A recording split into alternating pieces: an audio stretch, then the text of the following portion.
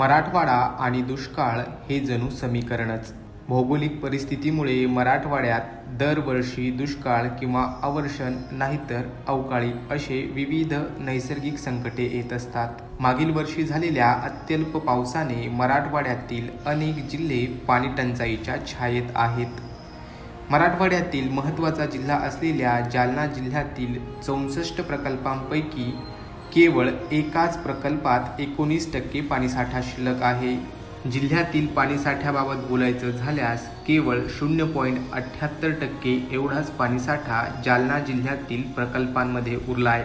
त्यामुळे आगामी काळात मान्सून वेळेवर दाखल झाला नाही तर मराठवाड्यातील पाणीटंचाईचं चित्र भीषावह होऊ शकतं.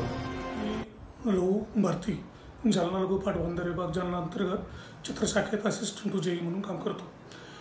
या जालना जिल्ह्यात एकूण 7 मध्यम प्रकल्प असून 57 लघु प्रकल्प आहेत. जालना जिल्ह्यात एकूण 64 प्रकल्प आहेत. त्यामध्ये 7 लघु प्रकल्प आहेत. लघु प्रकल्पापैकी फक्त एकच लघु प्रकल्प कल्याण गिरजा या प्रकल्पात 1.86 दशलक्ष घनमीटर पाणीसाठा असून बाकी सर्व प्रकल्प कोरडे व काही जोत्या पातळीखाली आहेत.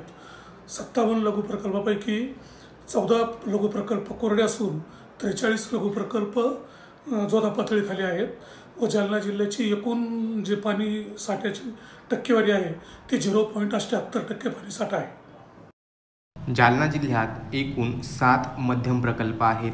यापैकी कल्याण गिरिजा या मध्यम प्रकल्पामध्ये सर्वाधिक 19.23% पाणीसाठा शिल्लक आहे.